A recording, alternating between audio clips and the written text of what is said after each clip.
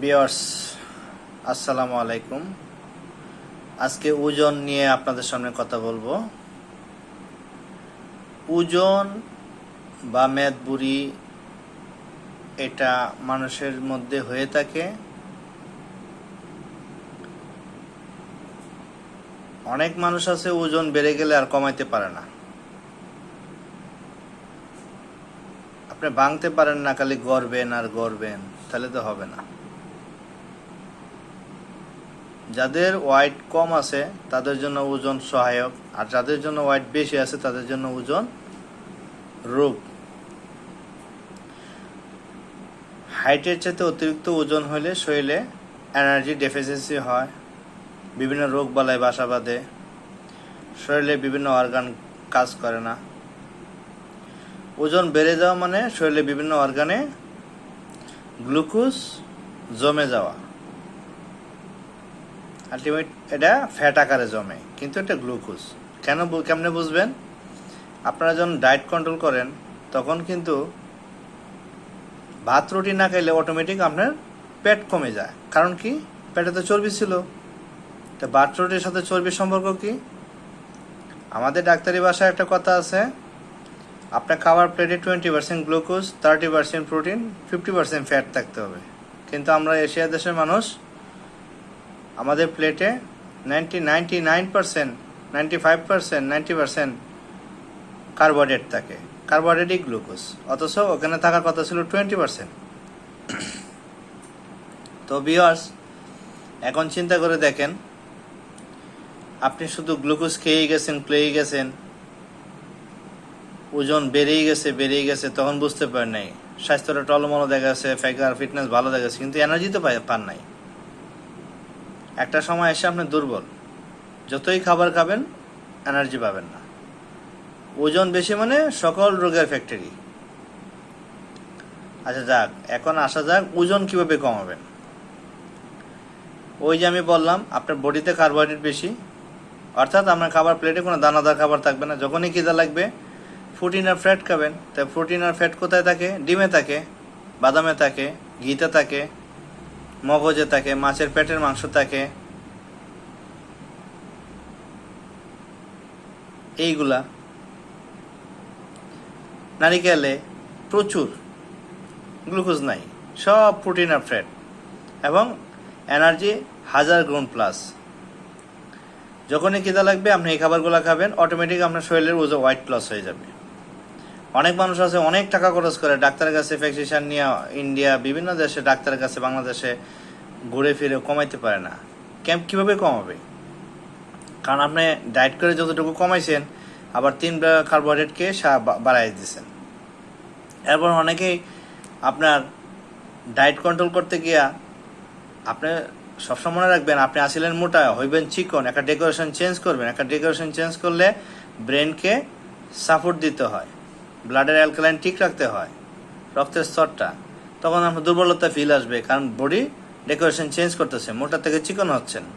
তখন আপনার উচিত মাঝে মধ্যে একটু হিমালয় সল্ট খাওয়া, পানি খাওয়ার আগে জিব্বা একটু হালকা হিমালয় সল্ট দিয়ে দিবেন, তাহলে মাথাটা চক্কর দিবে না। অনেকে আছে মাথা চক্কর দিলে বিশাল টেনশনে পড়ে যান। হঠাৎ বসে রয়েছেন, দাঁড়াইতে গেলে মাথা চক্কর দিল, এই ভয় পেয়ে গেলেন, ভয় পেয়ে আবার খাবার দাবার শুরু করলেন, আবার ওজন আগের জায়গায় চলে গেল। তো এই জিনিসগুলা ভিউয়ার্স খেয়াল রাখবেন। আপনাদের জন্য আমি এখন যে টিপসটা দিব, 7 দিন আপনার খাবার প্লেটে দানাদার খাবার রাখবেন না, সব খাবেন। ঘি, বাদাম, নারিকেল, ডিম, যখনই খিদা লাগবে এগুলো খাবেন।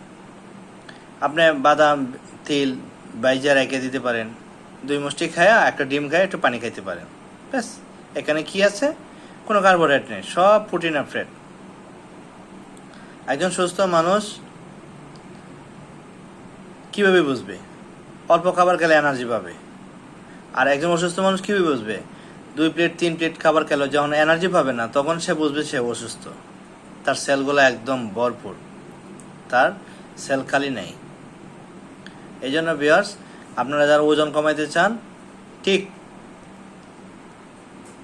খাবার প্লেটে দানাদার খাবার রাখবেন না 27 দিন, হ্যাঁ। আর ফার্স্ট খেদায় খাবেন না, সেকেন্ড খেদায় খাবেন, খিদা লাগায় লাগায় খাবেন, দেখবেন অটোমেটিক আপনার বডি ঠিক হয়ে গেছে। কিন্তু এই ডেকোরেশনে যখন আপনি ডায়েট এরকম এটাকে বলে ডায়েট, এই ডায়েটে যখন আপনি যাবেন তখন অবশ্যই হিমালয় সল্ট খাবেন। পানি খাওয়ার আগে জিহ্বার মাথায় একটু হালকা হিমালয় সল্ট 1 চিমটি দিলেন, খেয়ে পানি খেয়ে নিলেন, বডির ব্যালেন্স ঠিক হয়ে গেল। এভাবে একদিন ভাঙলেন, যখন একটু মজা পাইবেন, ভাঙ্গা করা শিখলেন। আবার যখন শুকায় গেছেন গা, আবার নিয়মিত 2 বেলা 3 বেলা একটু কার্বোহাইড্রেট খায় শরীর ঠিক করে ফেলাইলেন। হ্যাঁ, ফ্রি হ্যান্ড এক্সারসাইজ করলেন। এই খাবারগুলো এভাবে বাড়া কমা করলে আপনি কিন্তু হয়ে গেল। আর ফার্স্ট কেদায় খাবেন না, সেকেন্ড কেদায় খাবেন। আর একবার খেয়ে ব্রেনকে বলবেন খাওয়ার শেষ, পরবর্তীতে খিদা না লাগলে খাবেন না। মাঝে মধ্যে খাওয়াটা এটা খুবই বদ অভ্যাস, শরীরের আন্ডারস্ট্যান্ডেড ডাইজেশন সিস্টেম খুবই ব্যাহত হয়। এটাকে এখান থেকে বের হয়ে আসতে হবে। যারা হাটে খায়, হাটে আর খায়, এরা কিন্তু অসুস্থ হবেই। যখন তখন খায় তারাও অসুস্থ হবে, খেয়েই ঘুমায় পড়লে অসুস্থ হবে। তো ভিউয়ার্স, এভাবে আপনারা যদি চলেন তাহলে ওজন কমবে। ওজন না কমলে আপনাদের ফিটনেস ঠিক থাকবে না, লাবণ্য ঠিক থাকবে না, আপনাদের সব সমস্যা, বিশেষ করে পুরুষালী হরমোন, মেয়েলি হরমোন একেবারেই থাকবে না। এবং বয়স 40-এর পরে সকল রোগ মানে আপনার কাছে চলে আসবে, কারণ এই রোগগুলো সব আপনার বডিতে জমা ছিল, আর আপনি বোকার মতো এগুলা শরীরে নিয়ে ঘুরতেছিলেন।